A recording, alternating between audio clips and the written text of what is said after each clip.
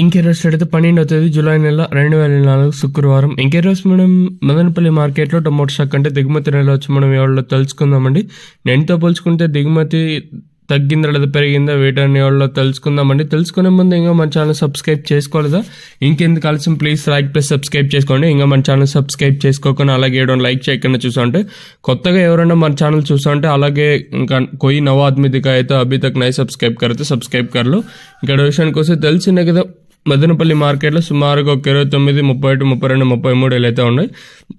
దిగుమతుల గురించి మాట్లాడుకోవాల్సి వస్తే మనం ముందుగా టీవీఎస్ మండి లైన్ మొత్తం మాట్లాడుకోవాలి. ఇక్కడ చూసుకున్నట్టయితే దిగుమతులు అయితే పెద్దగా మార్పు అయితే లేదు. ఒక 5% మేర దిగుమతి అయితే టీవీఎస్ మండి లైన్లో అయితే పెరిగింది.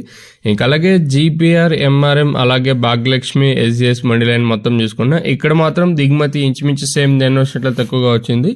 మరి భారీ స్థాయిలో తక్కువగా అని చెప్పలేం, కానీ ఏంటో పోల్చుకున్నట్టయితే స్వల్పంగా దిగుమతి ఆ పక్కలైనా తగ్గింది. ఈ పక్క ఒక 5% కొంచెం అటు ఇటుగా వచ్చిన, ఆ పక్క మాత్రం స్వల్పంగా దిగుమతులు కొంచెం అటు ఇటుగా వచ్చిన. ఇంకా ఓవరాల్గా చూసుకుంటే దిగుమతులు అయితే పెద్దగా మార్పు అయితే లేదు.